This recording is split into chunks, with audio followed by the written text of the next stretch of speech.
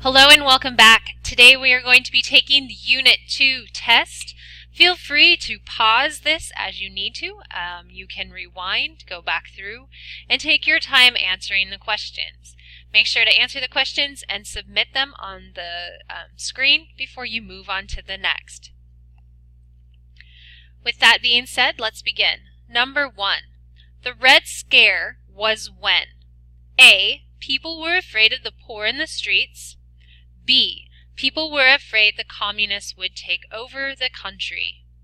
The Red Scare was when A. People were afraid of the poor in the streets, or B. People were afraid the communists would take over the country. We watched a video on the Red Scare. It started in the 19s. Around 1919 is really when it got going. We talked about how it kind of got started. It starts over in Europe with the Soviets taking power in Russia. Number 2. What did people want most of all in the 1920s? What did people want most of all in the 1920s? To focus on the present, not the future, and pretend the war had never happened. Or to take over more territories in the world. So number 2, what did people want most of all in the 1920s? What were people in the United States just trying to do? What did they want following the World War I? Did they want to focus on the present, not the future? Did they want to pretend that the war had never happened? Get back to normal? Or did they want to take over more territories in the world now that they had had some success in World War I? So what did people really want in the 1920s? What were they trying to do?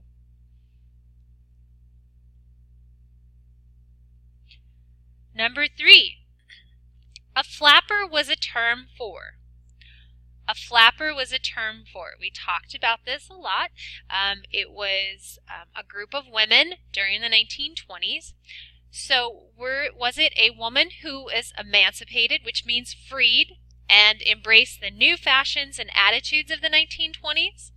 Or was it a woman who did not believe in the new fashions and attitudes of the 1920s?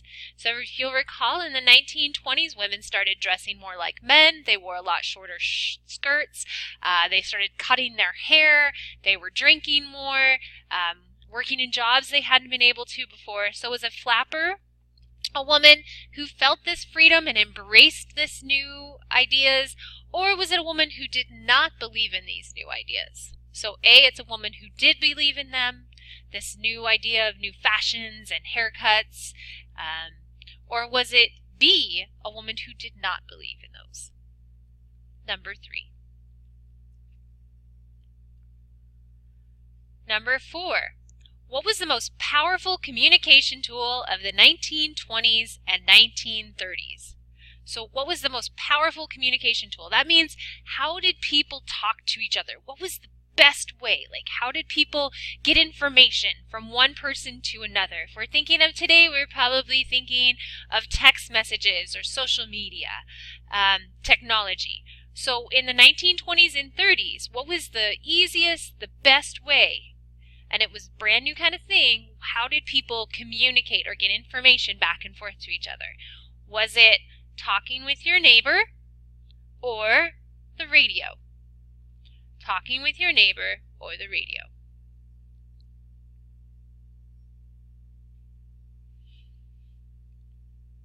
Number 5. Who made the first non-stop solo flight over the Atlantic? This is also called the transatlantic flight. We didn't watch a video, but we talked about this person. He actually spent some of his youth in Minnesota. You can go and see his childhood home. It's on the Mississippi. So who made the first flight from North America over to Europe? This person also became kind of like one of the first world celebrities. So was that person Ernest Hemingway or Charles Lindbergh? Who made the first non-stop solo flight over the Atlantic? Ernest Hemingway or Charles Lindbergh?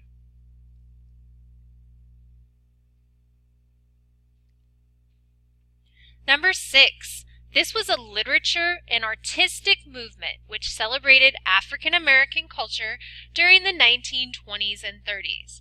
This was a literature and artistic movement which celebrated African American culture during the 1920s and 30s. Was it the Harlem Renaissance or the Revolution? This African American cultural exchange, this was a huge celebration. It changed not only art, but it changed music. We saw lots of books coming out. It had a heavy influence on not just the United States, but the world. We're talking about, this is when jazz becomes super popular. Langston Hughes is one of the authors who becomes extremely popular during this time. We watched a little short video on this. So, what literature and artistic movement celebrated African American culture during the 1920s and 30s? The Harlem Renaissance or the Revolution?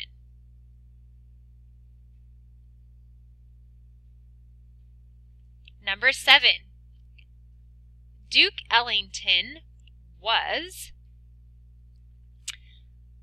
an African American composer who appeared in film and on radio, or a British leader who wanted to trade with the U.S.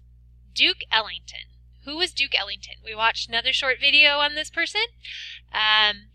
Really influential in the 1920s. So was Duke Ellington an African American composer who appeared in film and on radio, or a British leader who wanted to trade with the U.S.? Number 7. Number 8. World War I was called what? There were several names for World War I. So what other names was it given? Was it the Great War or the Last War? World War I, what was another name it was called? The Great War or the Last War?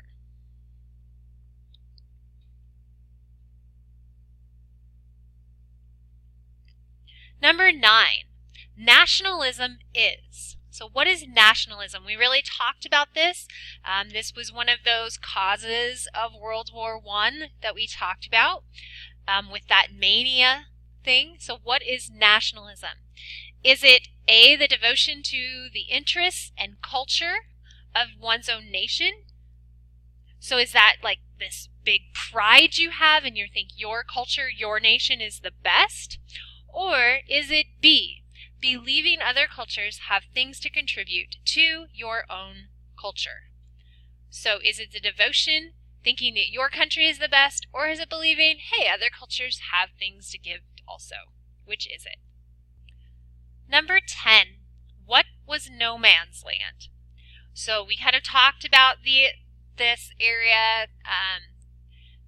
What was this? I kind of told you some stories about what it was like. We saw some pictures. If you've ever seen the movie War Horse, you've seen what this is.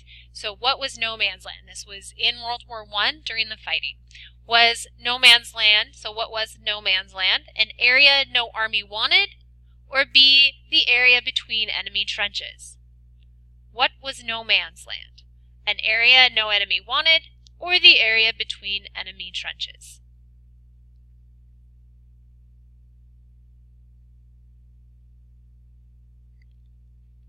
Number 11. Who was President of the United States when war was declared?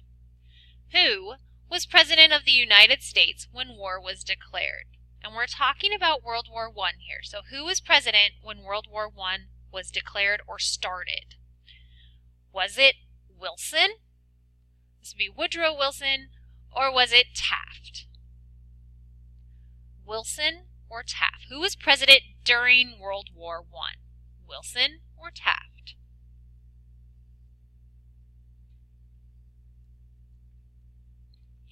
Number 12, alliances. This is another one of that mania, those 4 causes of World War I. Alliances, alliance system. So what was this alliances or the alliance system?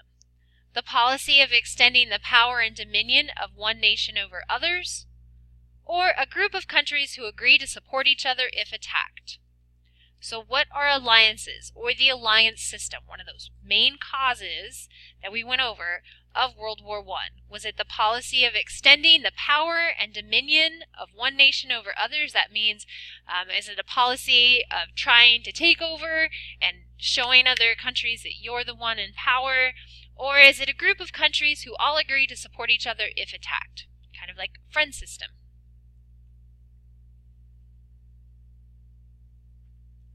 Number 13. This British liner was sunk by a German submarine, influencing Americans' entrance into the war.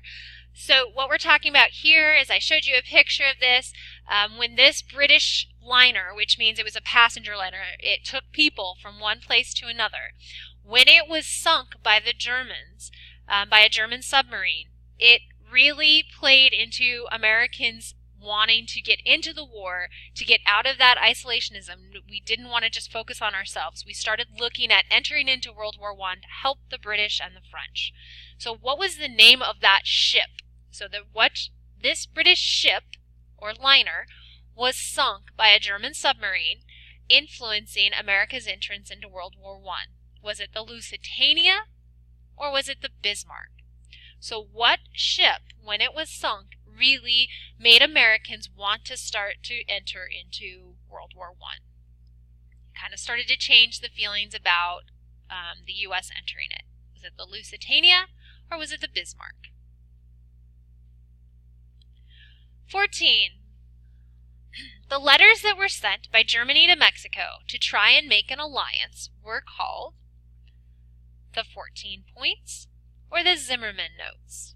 So the letters that were sent by Germany to Mexico to try and make an alliance were called the 14 Points or the Zimmermann Notes.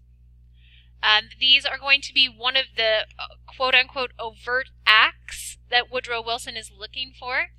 So what were these? What were these called? These were these letters that Germany sent to Mexico trying to create an alliance, and it's going to be one of the reasons that the U.S. is going to enter into World War I. It's going to be one of those pushes. Okay, 15. The Selective Service Act of 1917. So this was a new law that was put into place, the Selective Service Act of 1917. What did that do? Did it make it so that all men above the age of 18 had to register to be drafted? Or did it make all U.S. citizens above 18 register to be drafted? The Selective Service Act of 1917. Who did it require to register to be drafted? All men or all U.S. citizens?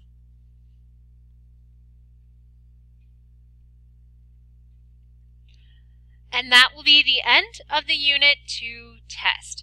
Feel free, if you need to, go back, rewind, pause, and re-go through your answers. Make sure to submit when you're done.